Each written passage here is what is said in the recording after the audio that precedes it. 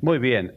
Una de las hermanas, o algunas hermanas me han dicho, nos hemos dado cuenta que en estas últimas reuniones, cuando usted consideró el rol del esposo, parece que algunos maridos se fugaron y no vinieron a la reunión.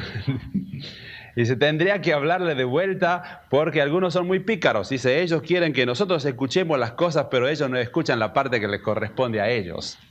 Bueno, así que quizás esta tarde voy a tratar de ir repasando un poquito para llegar a donde llegamos nosotros la última vez y poder así terminar en el día de hoy este punto sobre el rol del esposo. Para aquellos que son nuevos o que están aquí por primera vez, yo quisiera decirle que estamos tratando nosotros de establecer una serie de principios sacados de la palabra de Dios para conocer el diseño de Dios para la familia. Y que es muy evidente que cuando hablamos de principios bíblicos, nos referimos a aquellos elementos no negociables de la vida, aplicables a todos los individuos en cualquier parte. Cualquiera sean las circunstancias que lo rodean, cualquiera sea el lugar geográfico en que se encuentra, cualquiera sea la cultura dominante donde se desenvuelve, cualquiera sea el momento histórico que le toque vivir. Por eso son principios y por eso se diferencian de métodos. Usted puede aplicar diferentes métodos, pero los principios son realmente los que deben permanecer. De manera que, si queremos hacer funcionar la familia así como Dios la ha diseñado, debemos mantener invariables estos principios divinos, aunque usemos diferentes métodos o procedimientos. ¿Por qué? Porque si nosotros los alteramos, estamos distorsionando el diseño del Creador. Ahora hemos visto ya 5 principios. Y en estos primeros 5 principios hemos considerado a la familia como un todo, en forma global, como la unidad celular del organismo social.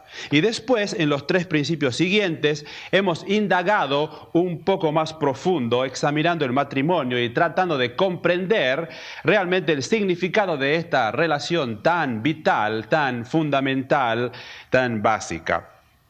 Y ahora, en los 4 principios siguientes, hemos empezado a considerar el rol de cada uno de los miembros del grupo familiar, con el propósito de ser aún más específicos en nuestro estudio. Y esto nos llevó a enunciar el principio número 9, el rol de la esposa es la sumisión. Y ahora nos encontramos estudiando al esposo, al marido. Y hemos enunciado el principio número 10, que dice el rol del marido es el amar.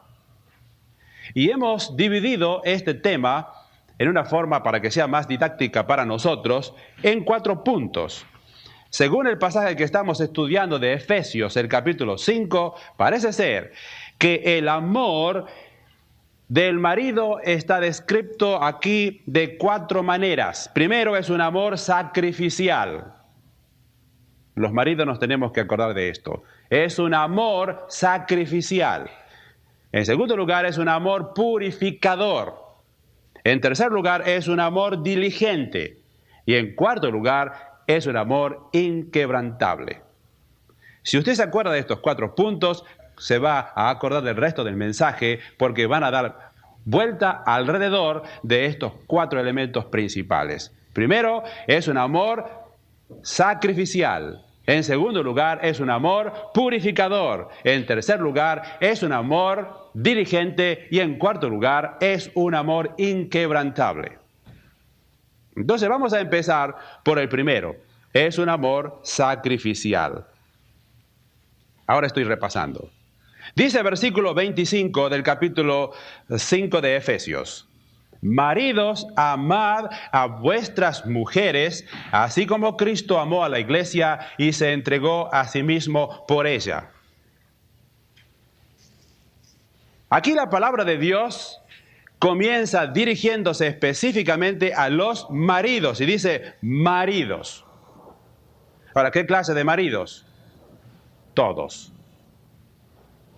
Todos aquellos que pueden probar con un documento de que ha habido en su vida un punto en la que han firmado su compromiso matrimonial, maridos, todos.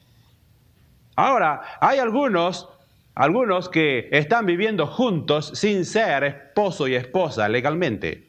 Ahora, yo quiero recordarle a mis hermanos que si hay alguno entre nosotros que está viviendo como marido y mujer sin ser casados, usted está haciendo dos cosas, o está fornicando o está adulterando, de acuerdo a la palabra de Dios. De manera que la recomendación es arregle su situación lo más pronto que sea posible.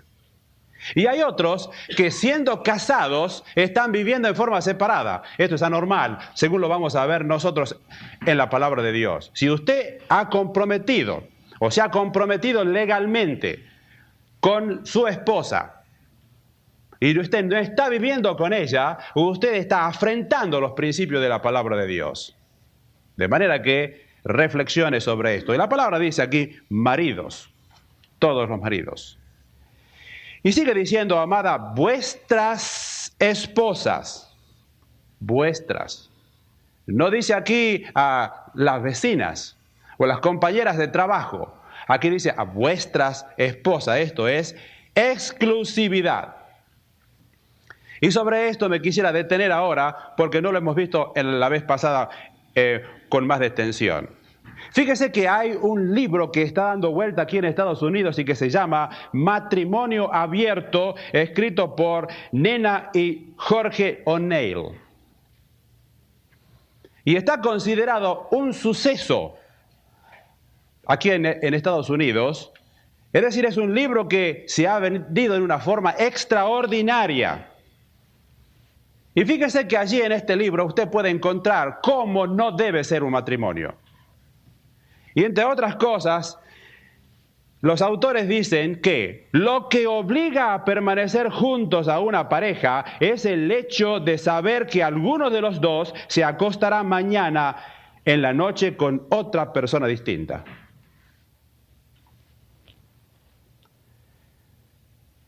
Es decir, estos autores quieren hacer pensar que no debe haber un compromiso de parte de los cónyuges. Que justamente lo que mantiene unida a la pareja es la libertad de ir a cualquier lado y volver cuando se le antoja. Usted puede imaginarse a Jaime volviendo a su casa a las 6 de la mañana y se encuentra con su esposa y entonces ella le pregunta, ¿y dónde has estado, querido? Y anoche resulta que la pasé con Mónica. ¡Ah, qué bien! ¡Cuánto me alegro! Sí, y tuve unas conversaciones tan productivas que te van a edificar. Después yo voy a compartir contigo.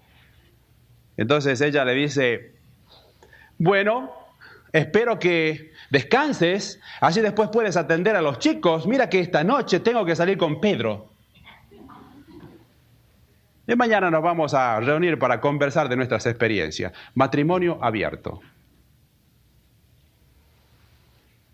Mis queridos hermanos, esta es la basura que usted va a encontrar en los libros del día de hoy, que no tienen temor de Dios, que no están fundamentados en la palabra de Dios y que están llenando la mente de nuestra juventud y los hombres del día de hoy. Matrimonio abierto. ¿Para qué usted se va a comprometer? ¿No le parece a usted, mi hermano, que esto es ridículo? Y todavía algunos autores, como por ejemplo una Judith Bjorst, ella escribió en base a este libro un artículo que ella denominó así: ¿el hecho de estar casada significa que estoy anquilosada? Y fíjese las cosas que ella va a decir aquí como comentario. Así que, ¿cuál es la razón por la cual un marido no puede andar con otra mujer? ¿Por qué no puede una esposa irse al cine con otro hombre? ¿Por qué un hombre no puede tener sus amantes aún después de casarse? ¿Por qué una mujer casada no ha de tener sus amiguitos? Fíjese usted. Lo pregunta como si queriendo decir, pero ¿por qué? ¿Qué tiene de malo todo eso? Si todo lo demás lo están haciendo, si estamos viviendo en una sociedad que vive de esa manera. Mis queridos, la palabra de Dios, aquí usted la está leyendo, dice, marido, amad a vuestras esposas. Y aquí la palabra que se usa es amar. ¿Con qué clase de amor?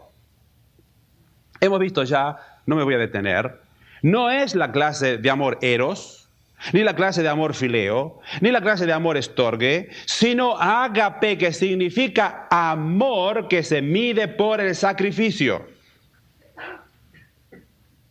Y fíjese que el doctor Dobson dice en uno de sus libros, dice que hemos estado nosotros bombardeados de diferentes maneras. Dice, ya hemos oído a una notable antropóloga, la doctora Margaret Mead, defender el matrimonio a prueba entre los jóvenes. Es decir, antes de casarse, el joven tiene que probar.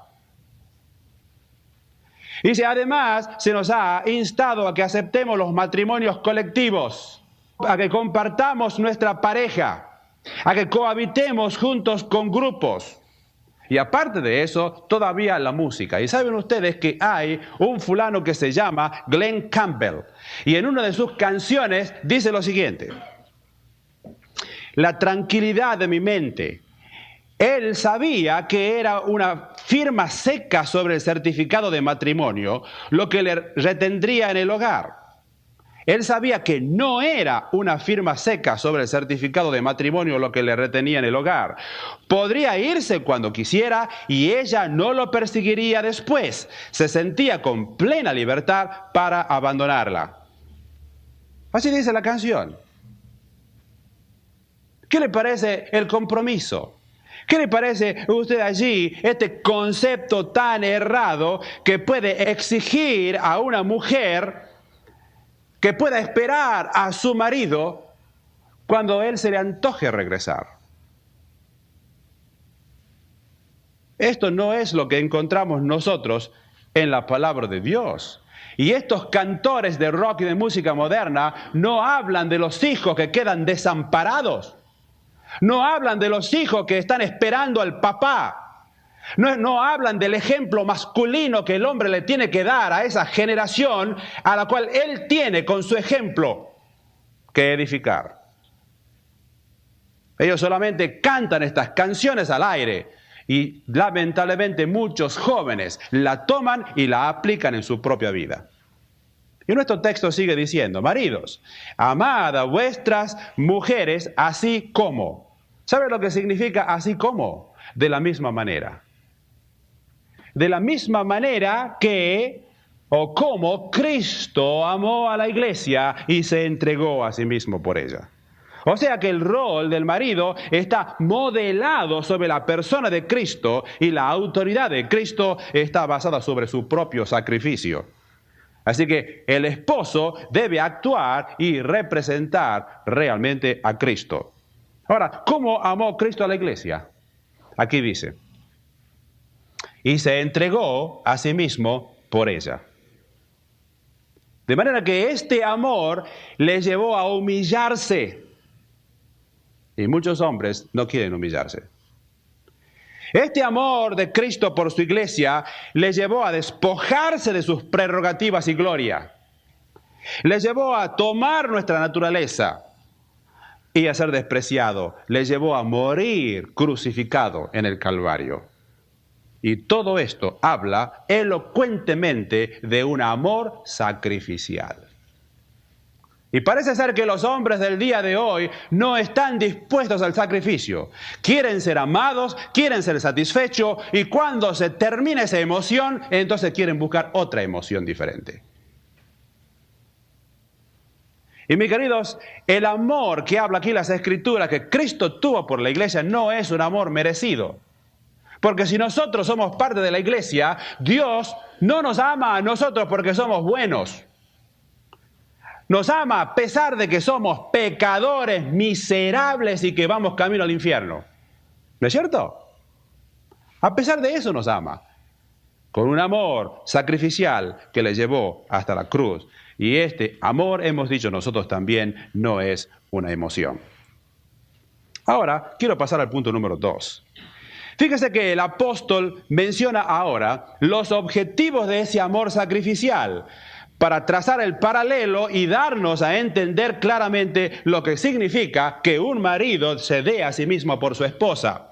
Y tenemos ahora el versículo 26. Punto número 2 entonces. El número 1 es un amor sacrificial. El punto número 2 es un amor purificador. Dice el versículo 26. Para santificarla, habiéndola purificado en el lavamiento del agua por la palabra, a fin de presentársela a sí mismo una iglesia gloriosa, que no tuviese mancha, ni arruga, ni cosa semejante, sino que fuese santa y sin mancha. Fíjese aquí, se usan dos palabras. Cristo amó a la iglesia para santificarla, segundo, purificarla. Y la palabra santificarla es positiva, significa separar para Dios o para un propósito especial. Mientras que la palabra purificarla es negativa, significa remover el pecado y la culpa. De manera que, bíblicamente hemos dicho nosotros que tenemos dos clases de purificaciones. La purificación posicional es aquella purificación que se produce en la conversión, cuando somos lavados y purificados. Y esto, escuche, esto nos asegura nuestro destino eterno. Pero la purificación práctica es el lavamiento diario del polvo del camino, y esto asegura nuestra comunicación, nuestra comunión hermanable.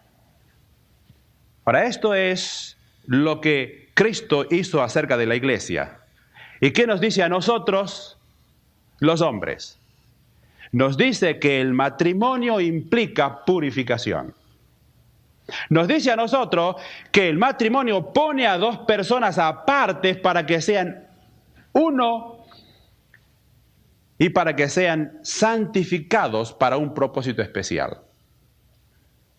Pero al mismo tiempo, si es que el marido, movido por ese amor grande por su esposa, se entrega a ella, él tratará de que los pies de su esposa se mantengan limpios del polvo del camino. ¿Por qué? Porque escuche esto, mi querido hermano. Ninguno puede decir que ama a una persona y quiere al mismo tiempo mancharla.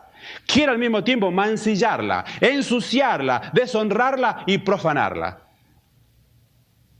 Cuando usted ama a una persona, al contrario, la quiere honrar, la quiere levantar, la quiere realmente purificar y hará todo lo posible para mantener a ella pura, virtuosa y santa.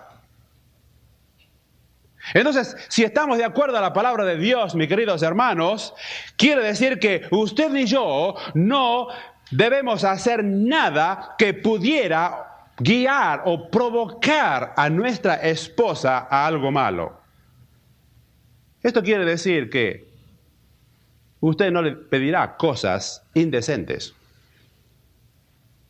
que usted no tratará de ridiculizarla públicamente, que usted no tratará de llevarla a lugares cuestionables, que usted no tratará de exponerla a compañías perniciosas, que usted no la herirá con palabras o con hechos. Dice William Barclay: todo amor que en lugar de refinar el carácter lo hace más grosero, que debilita la fibra moral y que hace mal a una persona no es amor. El amor verdadero trata de purificar y limpiar la vida de la persona amada. Así es. Y sigue diciendo aquí nuestro versículo: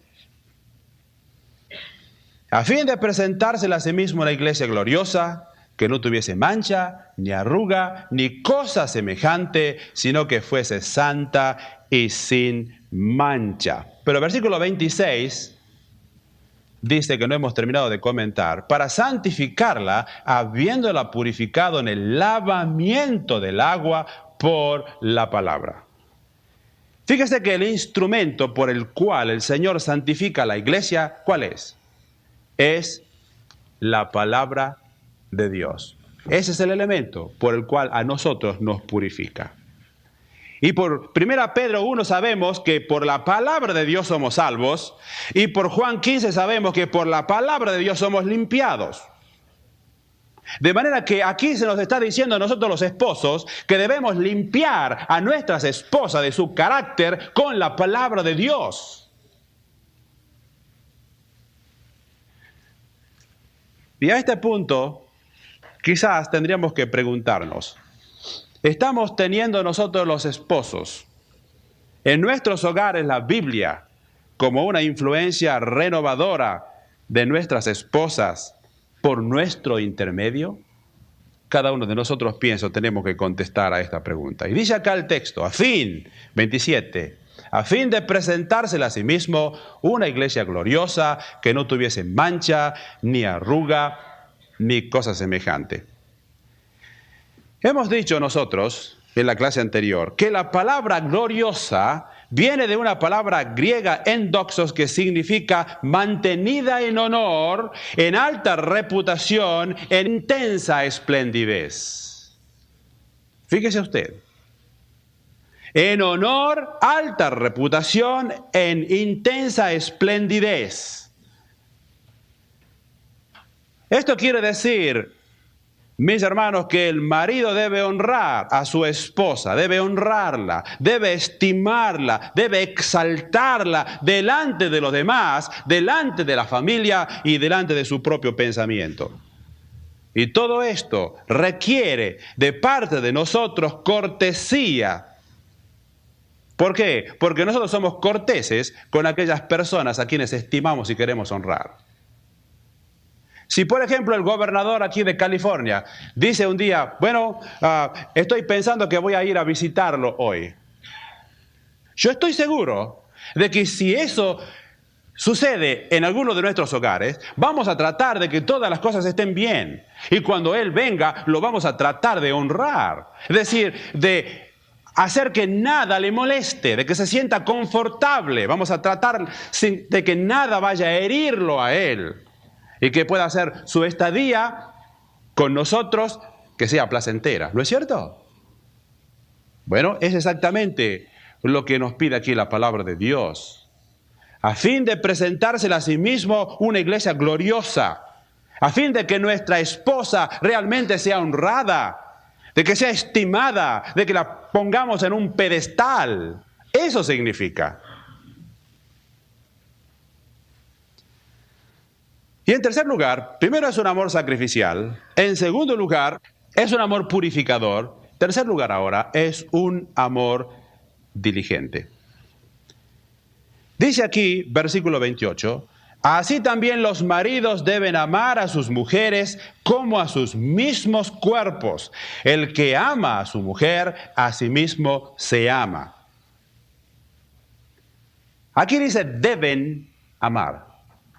Aquí no dice si le parece, si la mujer se porta bien, si ella es bonita y entonces merece que usted la ame, entonces ámela.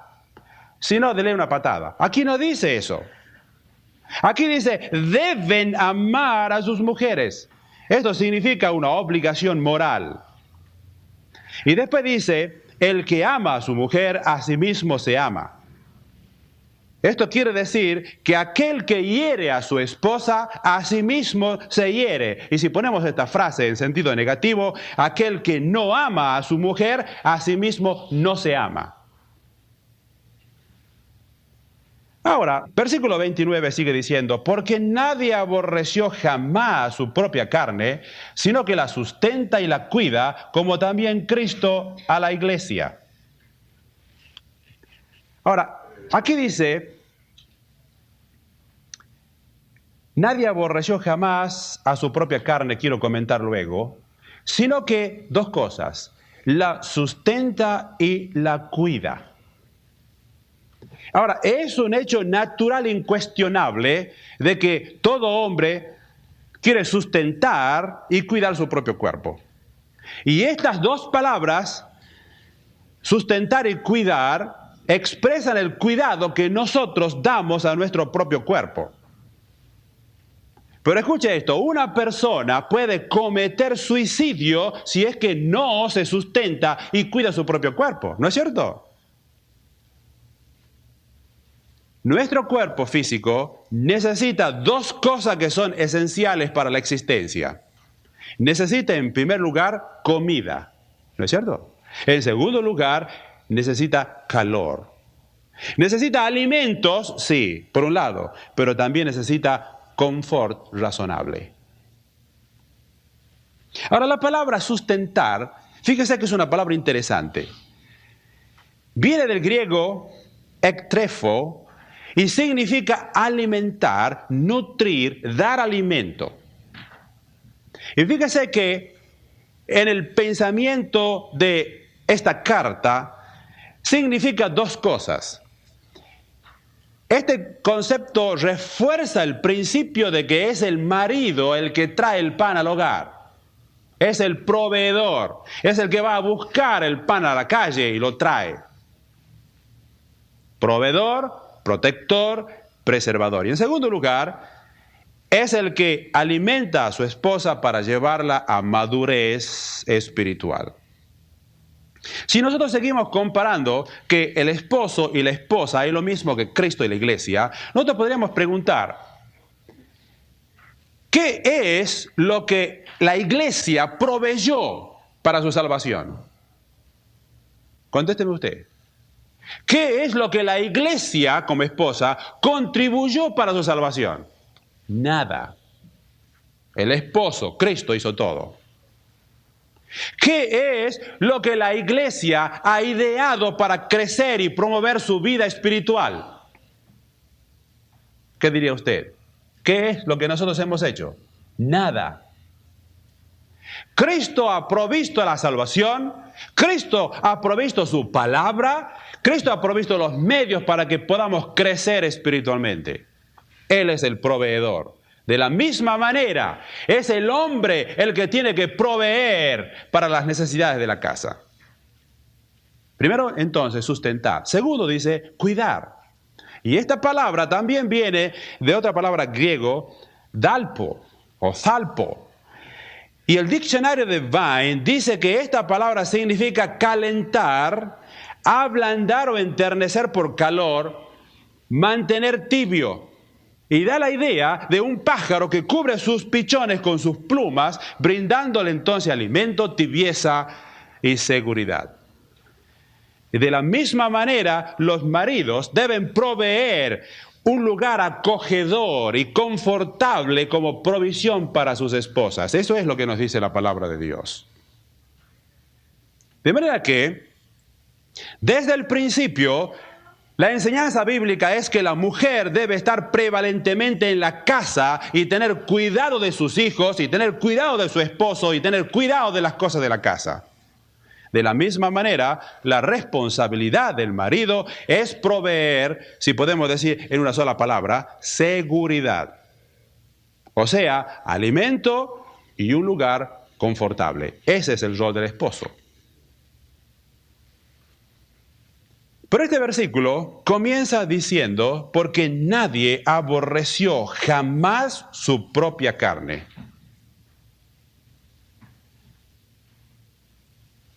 Pero fíjese que este hecho y este principio obvio está siendo trastornado por la pecaminosidad del hombre. Venga conmigo a Romanos, el capítulo 1. Romanos, el capítulo 1 y el versículo 24. Fíjese lo que dice allí. Romanos 1:24. Claro que viene todo el pensamiento desde el versículo 18 que no quiero leer por amor a la brevedad. Versículo 24 dice, por lo cual también Dios los entregó a la inmundicia en las concupiscencias de sus corazones, de modo que deshonraron entre sí sus propios cuerpos. Es decir, la deshonra de sus propios cuerpos es una consecuencia de alejarse de Dios. Ustedes lean en su casa los versículos anteriores. Versículo 25. Ya que cambiaron la verdad de Dios por la mentira, honrando y dando culto a las criaturas antes que al Creador, el cual es bendito por los siglos. Amén. Ellos deshonraron sus propios cuerpos. Y eso es lo que están haciendo los hombres en el día de hoy. Están deshonrando sus propios cuerpos y como consecuencia están deshonrando a su propia esposa. Este versículo que estamos comentando dice, así, porque nadie aborreció jamás su propia carne, sino que la sustenta y la cuida. Pero nos damos nosotros cuenta que en el día de hoy, los hombres, llevados por la perversidad del pecado, están aborreciendo aún su propia carne. Fíjese que en un artículo reciente, y solamente del 5 de septiembre de este año, cuyo recorte tengo en mi oficina, habla de lo que el autor titula el crimen silencioso. Y escuche lo que dice este artículo. No hay nada nuevo acerca del abuso marital. Siempre ha sucedido en todas partes. A través de la historia, mujeres desafortunadas han sido sujetas al antojo y brutalidad de sus esposos. La frase tan comúnmente usada, la regla del pulgar, supuestamente se deriva de un derecho antiguo del esposo de disciplinar a su esposa con una vara que no fuera más gruesa que su pulgar. ¿Qué le parece? De manera que cuando ustedes escuchan a los americanos decir the rule of thumb, viene de allí. La regla del pulgar. Dice, las estadísticas en Estados Unidos no reflejan un antecedente epidémico de violencia doméstica, pero en un esfuerzo reciente de colectar información reveló lo que evidentemente siempre existió. Escuche esto ahora. Alrededor de 6 millones de esposas son maltratadas o abusadas por sus maridos cada año. 6 millones de mujeres sufren palizas de parte de sus esposos, maltratadas y abusadas. Entre 2.000 y 4.000 mujeres mueren anualmente por los golpes y maltratos de sus esposos. Esto es para caerse de espalda. La policía de todo el país utiliza una tercera parte de su tiempo respondiendo a llamadas de violencia doméstica. Una tercera parte de su tiempo de problemas entre marido y mujer. El abuso marital es la causa mayor de lesiones físicas en las mujeres casadas. Mucho más que las provocadas por accidente automovilístico, abusos o ataques y asaltos. Es decir, que si usted fuera invisible y pudiera ir y descorrer la cortina de algunos hogares, en vez de ser un nidito de amor, es un ring de box o de karate. Dice, el abuso marital ha sido llamado el crimen silencioso. Para la mayoría de la gente, incluyendo la víctima y el agresor, la respuesta invariable es negar la existencia de tal abuso o maltrato. ¿Por qué? Porque ni al marido ni a la mujer le conviene que sepan los demás que tal cosa sucede en su propio hogar. Y en 1979, la FBI informó que de las mujeres asesinadas, escuche esto, el 40% murieron en las manos de sus esposos. Pero también acota allí, también el 10% de los hombres mueren en las manos de las mujeres, generalmente en defensa propia. Así que las mujeres no se quedan atrás.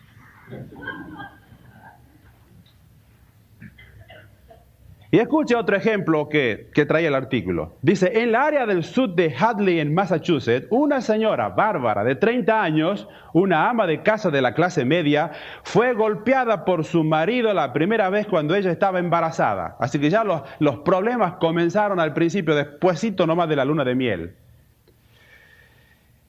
Justamente el verano pasado, el esposo de Bárbara, después de uno de sus arranques y en medio de una disputa con su esposa, tomó un plato de la cocina y lo lanzó contra ella. Pero el plato no dio en el blanco, pasó cerca de la cabeza de Bárbara para estrellarse contra la pared, rompiéndose en pedazos. Pero desafortunadamente, uno de los pedazos hirió a la hijita de 4 años en su rostro, dejándola ciega de un ojo. Mis queridos, no solamente las dificultades y este tipo de cosas en el matrimonio afecta al matrimonio en sí, sino a sus hijos. ¿Qué ejemplo le estamos dando a nuestros hijos en el hogar? Y no solamente ante el problema de herirlos y dejarlos ciegos, como la brutalidad que yo les he leído, sino el ejemplo y la imagen que queda del papá y de la mamá para el resto de la vida, porque nuestros hijos no se van a olvidar. Y dice este artículo todavía, testimonios personales indican que cualquier mujer, indiferente de su raza o clase social, puede convertirse en una mujer maltratada. Y allí da el ejemplo de una señora allí en Connecticut, una mujer que se casó, fíjese usted, con un ejecutivo adinerado de la sociedad.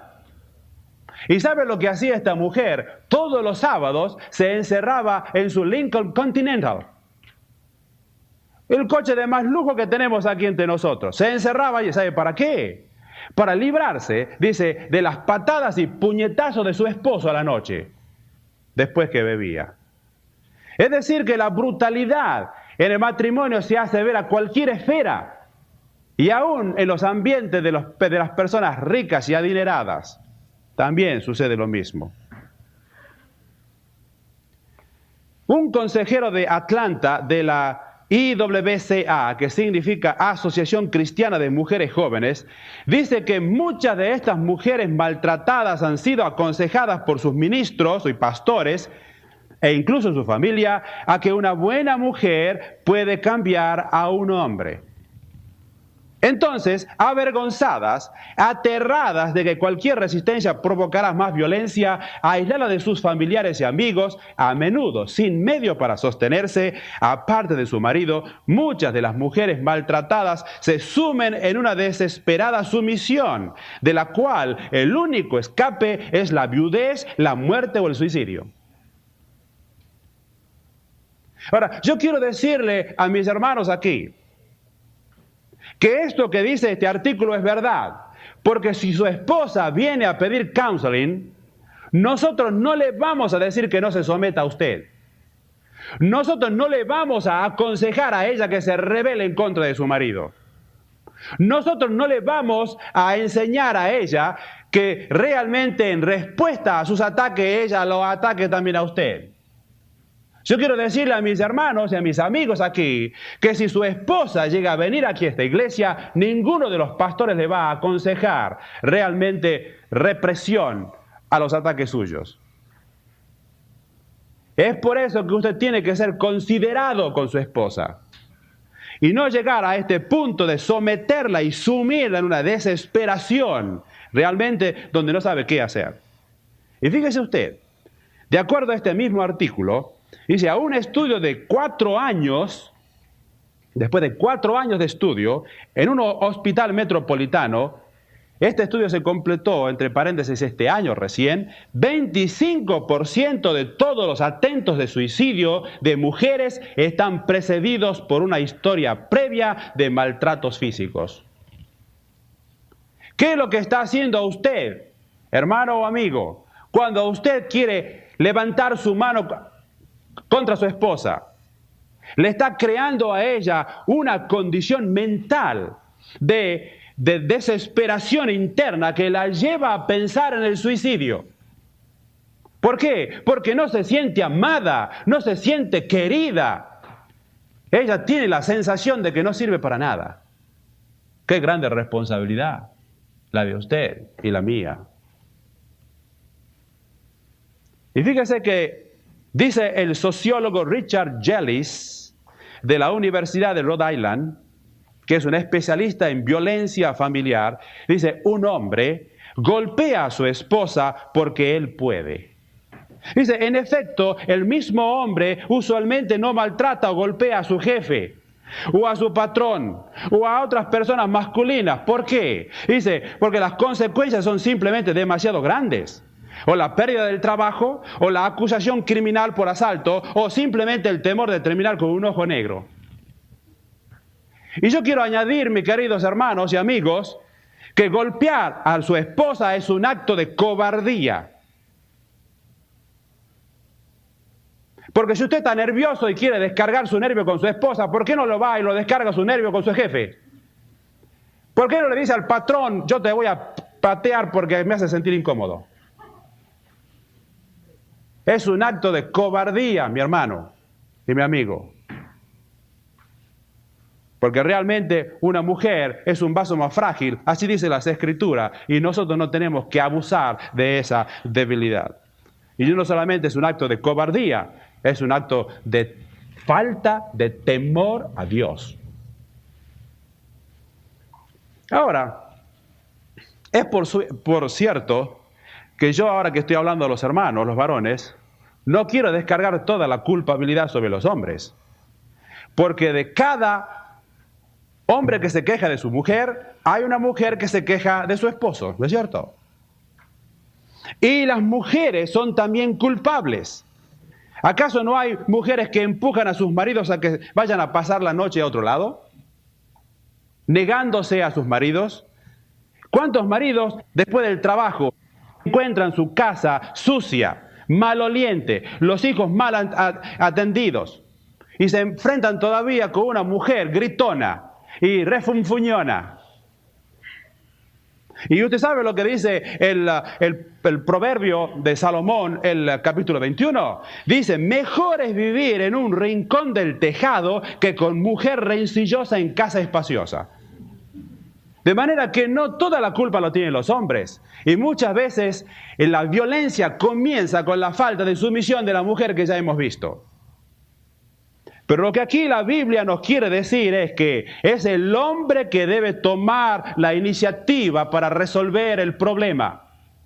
Y es el hombre, no la mujer, es la que debe dar la tónica del amor en su hogar. ¿Dónde vamos a comenzar? Aquí hemos leído en la palabra de Dios, versículo 29, porque nadie aborreció jamás a su propia carne, sino que la sustenta y la cuida, como también Cristo a la iglesia. Es decir, tenemos que comenzar por las bases. Usted tiene que comenzar a amarse a sí mismo y amar a su esposa también como si fuera su propio cuerpo. Esto es lo que la Biblia nos dice.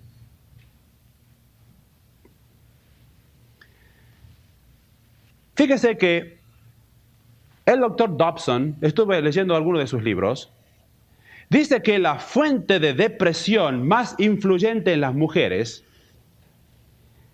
son 10. Se las voy a leer rápidamente. Es decir, una mujer se siente deprimida por alguna de estas razones. 1, por ausencia del romanticismo en el matrimonio. ¿Cuántas mujeres se quejan porque no hay romance en su hogar? ¿Por qué no hay romance en su hogar? Porque usted, esposo, no le manifiesta amor a su esposa. 2, conflictos con parientes cercanos. Porque algunos hombres todavía no han aprendido que dejará padre a su madre y se allegará a su mujer y serán una sola carne, y todavía siguen escuchando a su mamá o a su suegro o a sus parientes, ¿no es cierto?, más que a su propia esposa. Y la Biblia dice, dejará el hombre a su padre, a su madre. No quiere decir que se va a olvidar. Quiere decir que su prioridad ahora va a estar aquí, su mujer y sus hijos. Esa es la prioridad número 1. 3, subestimación propia. 4, problemas con los niños. Ya vamos a ver eso en la próxima clase. 5, dificultades económicas. 6, soledad, incomunicación, aburrimiento. 7, problemas sexuales en el matrimonio. 8, molestias menstruales y psicológicas de parte de la mujer. 9, fatiga y vida apresurada. 10, envejecimiento. Ahora escuche lo que dice el doctor Dobson, que hizo una investigación especial sobre este asunto. Dice, más de la mitad de las mujeres colocaron en primer lugar, a que no se imagina cuál de estas 10 cosas.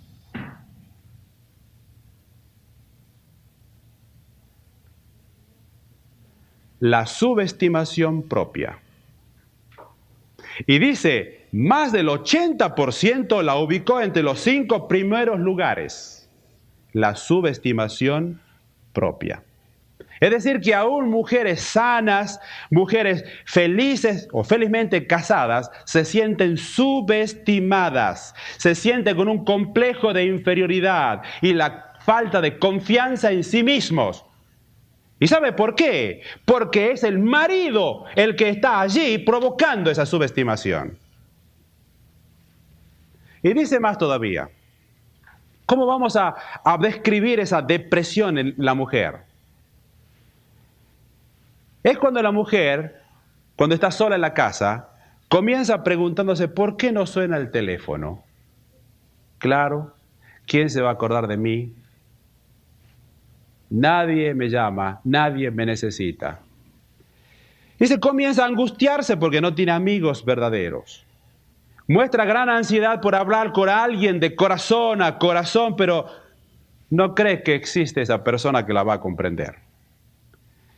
Y esta persona piensa, si la gente supiera lo que yo soy verdaderamente, a lo mejor me querría.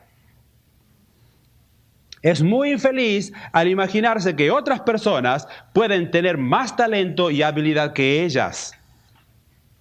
Se mira a sí misma como terriblemente fea y poco atractiva para su marido, para los demás. Comienza a sospechar de que ha fracasado como esposa y como madre. Se siente poco amada y poco digna de ser amada. Vive solitaria y triste. Sufre insomnio y se pasa las noches rumiando su carencia de afecto. Padece de una intensa autoconmiseración. En medio de la oscuridad se seca las lágrimas que fluyen a sus ojos. Y dice aquí al final el Dr. Dobson, esto es depresión. Subestimación. Por eso es que la Biblia dice, mis hermanos, maridos, amad a vuestras mujeres intensamente, con amor sacrificial, con un amor diligente, con un amor purificador. Porque la mujer necesita el cariño y el afecto de su esposo. Y muchos de nuestros matrimonios están fracasando porque el hombre no tiene la iniciativa. El hombre no está dando el amor y el cariño que necesita. Deuteronomio, capítulo 24. Deuteronomio, capítulo 24. Fíjese lo que dice aquí el versículo 5. Cuando alguno fuere recién casado, no saldrá a la guerra, ni en ninguna cosa se le ocupará. Libre estará en su casa por un año para alegrar a la mujer que tomó. Imagínese el lujo tremendo. Un recién casado no lo podían llevar a la guerra, ¿no es cierto? Y no podía hacer otras ocupaciones, etcétera. Tendría que estar libre. Ahora, yo me pregunto, ¿qué es lo que haría esta pareja después de 3 semanas de casados? Bueno, yo no sé. Pero aquí el énfasis es que en el primer año de matrimonio, cuando la pareja se enfrenta con sus responsabilidades, el esposo debe dedicarse a su esposa. ¿Para qué? Mire que esto fue escrito en el Antiguo Testamento, en el libro de Deuteronomio. Esto fue escrito ya más de 4.000 años atrás. De manera que lo que estamos nosotros compartiendo no es una cosa nueva.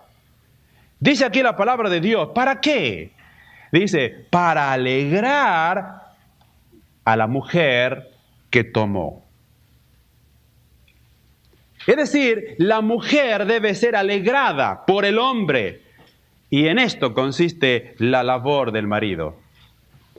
Y mis queridos hermanos, este realmente es el mensaje para aquel hombre que tiene tal necesidad de satisfacer su ego que se la pasa trabajando 7 días a la semana y no ve a su esposa.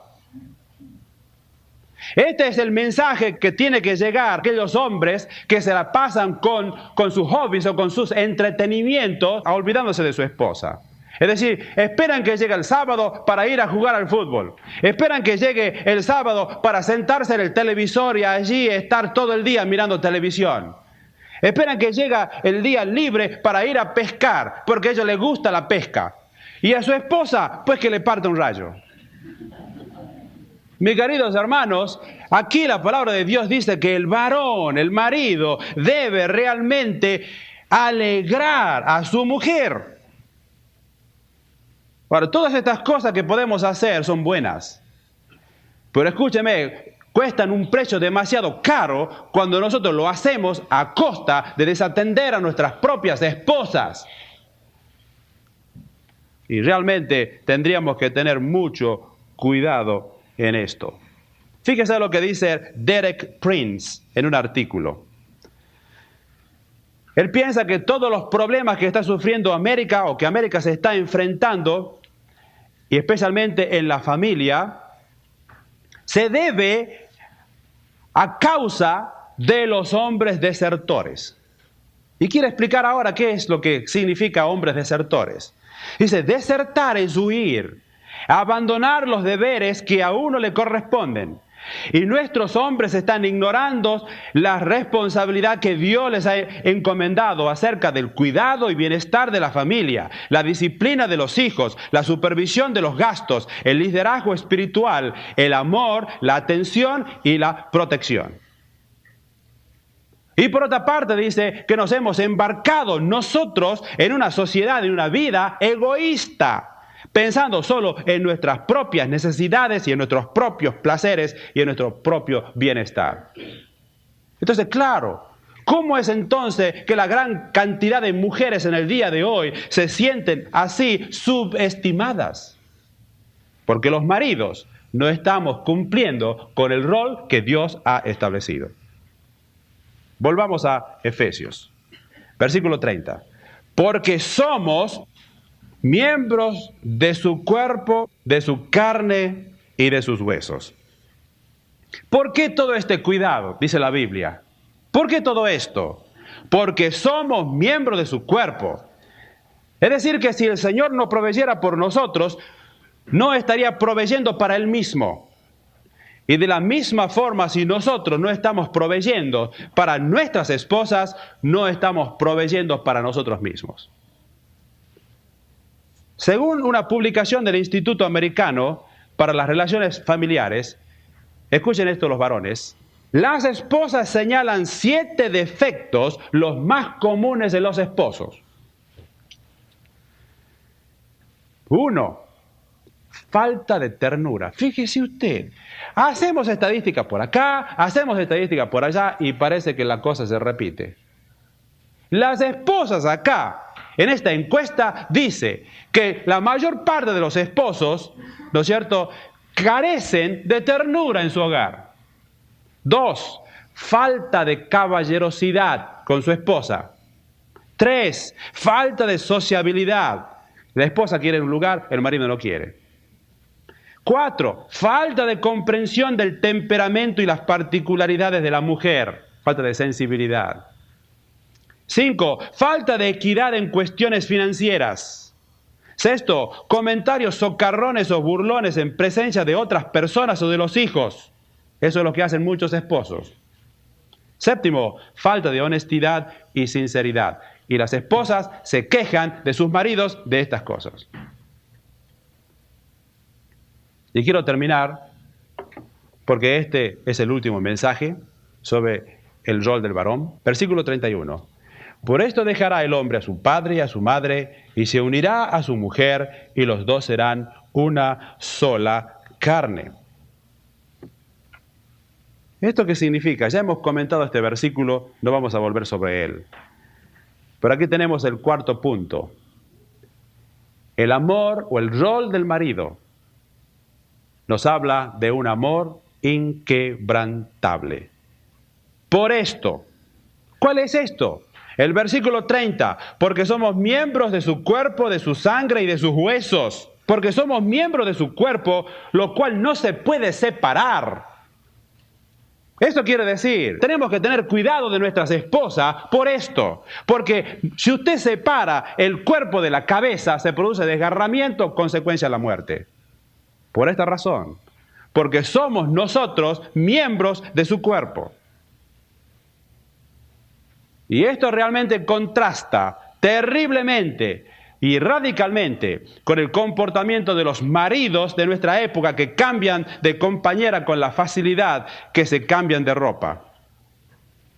Y le voy a compartir otro artículo que estuve leyendo y que se llama, es uno de los libros que también es de los más vendidos ahora en Estados Unidos.